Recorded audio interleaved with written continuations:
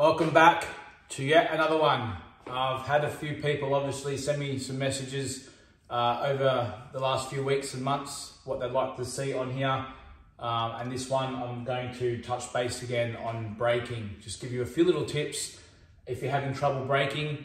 Yeah, as always, please subscribe and like and share if you care. And again, I couldn't thank everyone enough for all the support they've been giving me. So here we go. Again, with the brake, it all starts off with the rack. We rack the balls. A lot of people will just get down, rack the balls, and then walk away. You really need, now the brake is the most important part of the game because it's literally how the balls will spread and the layout's there, and whether or not you're going to run the rack or not, or you're going to play safe or whatever. So the brake is the most important. Number one, you have to have that tight pack. Every single ball, especially up here, these 3 to 4 balls up here really need to be touching. If they're a little bit off, you can get a brake that sticks. So as you break the pack, the balls will not come out as much and you'll get some clusters, and that's not good. So number one is literally concentrate on getting that tight pack. What you can do is also, when you are racking the balls, you can really sort of push down on the cloth a little bit and really sink those balls into the cloth if you need to, and then slowly move the triangle away. And just take that extra 5 or 10 seconds and you might see the difference in splits when you take that extra 5 or 10 seconds. The other thing, the tables all play different. You need to understand that when you're playing on a table with new cloth, the balls are going to spread. New cloth, they may not even bounce as much, so they might spread out and then they may not bounce off the cushions. But some tables will bounce off, the balls will bounce off the cushions quite easily. So you need to take into fact that the tables could have a lot to do with it as well. Whether they're worn, or whether they're freshly reclothed, or whether they've been looked after. So it does make a difference on, no matter how good a breaker you are, each table will play a big effect in how those balls actually come out. So just be very wary too on what tables you're playing. On old tables that haven't been really looked after, or they've got some wear on the cloth, you want to try and obviously play with more power. Okay, so your power is going to have to really be quite up there. On tables that have freshly clothed, that have been looked after, you can back that power off and just time it better. So I'm just keeping it simple today. Just those two things: old table, harder; newer table, softer, more accurate, better timing. When you do break the balls, so again, make sure, really concentrate that all those balls are tight. When you break the pack,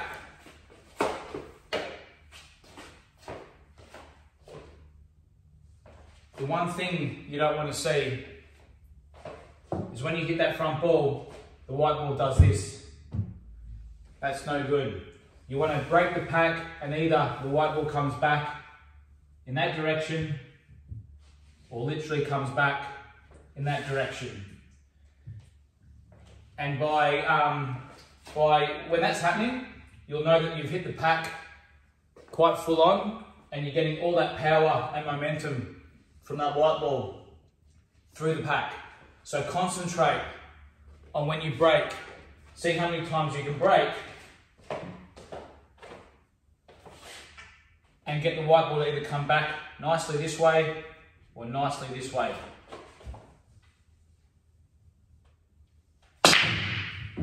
Exactly like that. So you can see, no matter what happens here, on how the layout is, I broke the balls and the white ball came back in this, towards this part of the table.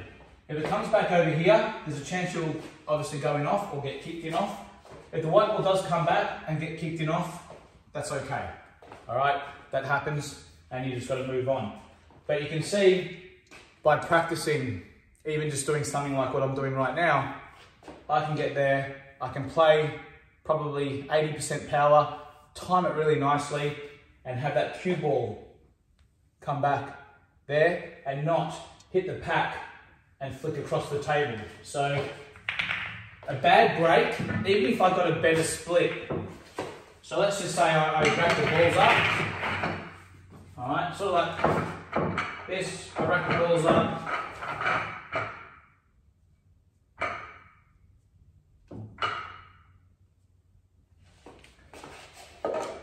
And then I broke.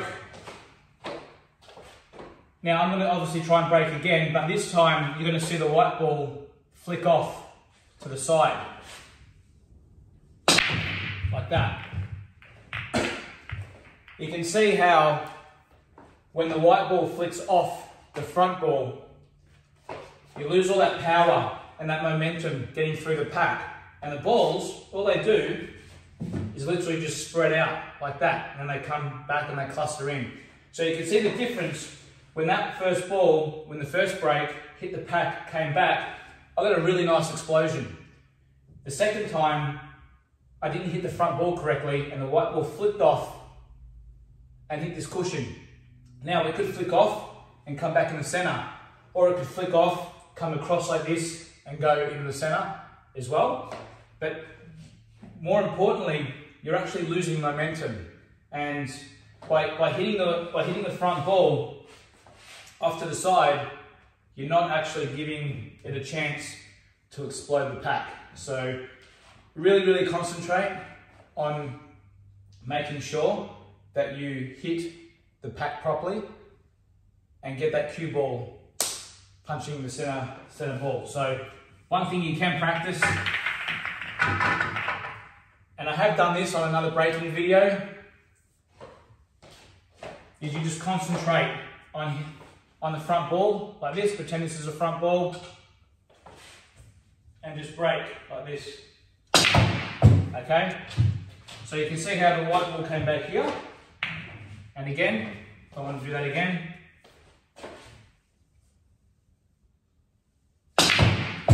Okay, you can just practice doing this, and you can see how I can get all that momentum with that white ball through that front ball, and you can see the white ball isn't flicking off to the side. So just do this. If you can do this 10 times in a row, sorry, and not have the white ball flick off. So if I did this again, and all of a sudden the white ball did that, it went off to the side, I lose momentum hitting that front ball, and I won't get a strong or a big open pack. So again, practice, and you can see how when I hit that then, I'm stopping the white every single time, and that's just practice. And the more you do that, the more you practice, then the harder and harder you can actually hit that, and you'll get better at hitting that front ball and exploding the pack. Another tip, really loose grip. You don't want a hard, strong grip, because now with a hard, strong grip, you're actually losing a lot of momentum. Keep it loose, okay? Keep it loose and just let the cue do the work. So when you are breaking, if you are again having trouble breaking, when you get down to break the balls, it's not going to be in your normal stance. A lot of people, if they get down and play a shot, they're in their normal stance. That's not how we break. I break literally side on and not front on. So I break side on, and I use my body as I'm breaking as a bit more power as well. So I'll swing back and then come through forward and use my body to help with a bit more power. You can lose accuracy, but again, you need to practice that. Loose grip, get the cue through the white ball, and practice that, hitting that front ball is the biggest key to breaking well.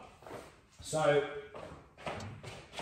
if you're on a night having problems breaking from here, then there's no problem in actually moving over and breaking here or here. If you've broken twice in practice, have a reset point. So always start off, say, in the center or just off the center like that, and hit either a lot of bottom or stun just below center.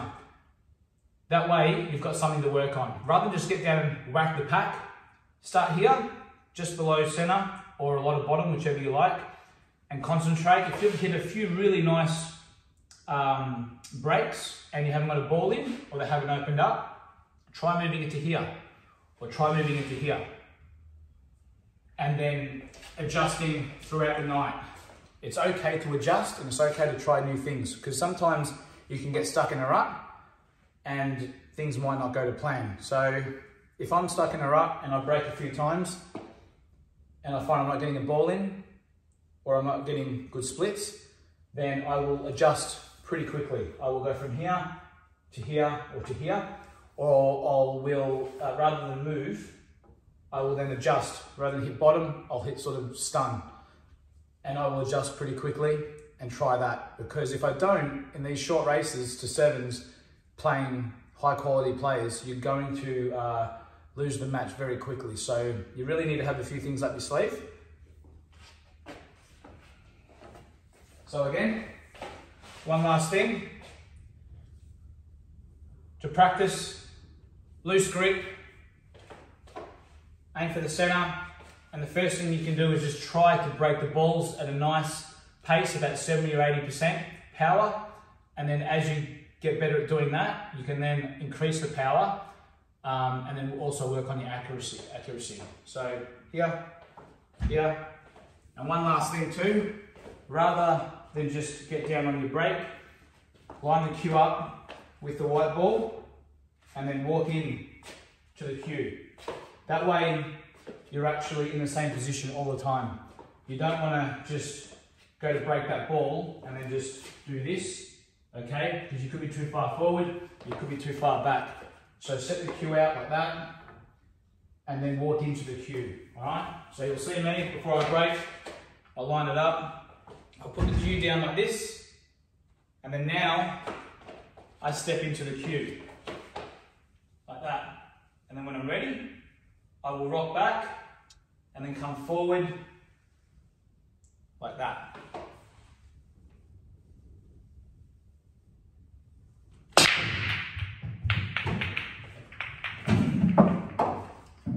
And there you have it. There's no editing.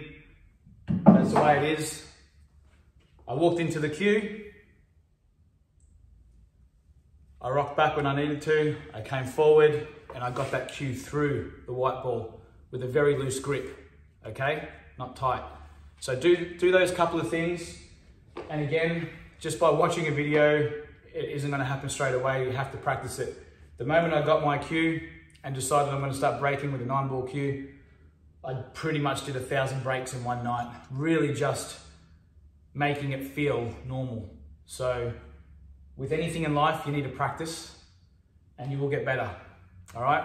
So for those that were wanting another break video and a few tips to get better, here it is. Again, if you've got any other videos you want me to do in time, I've already got a list. I'll slowly go through them. I'll do them for you. And again, as always, thanks for watching. Please subscribe. I'll see you on the next one.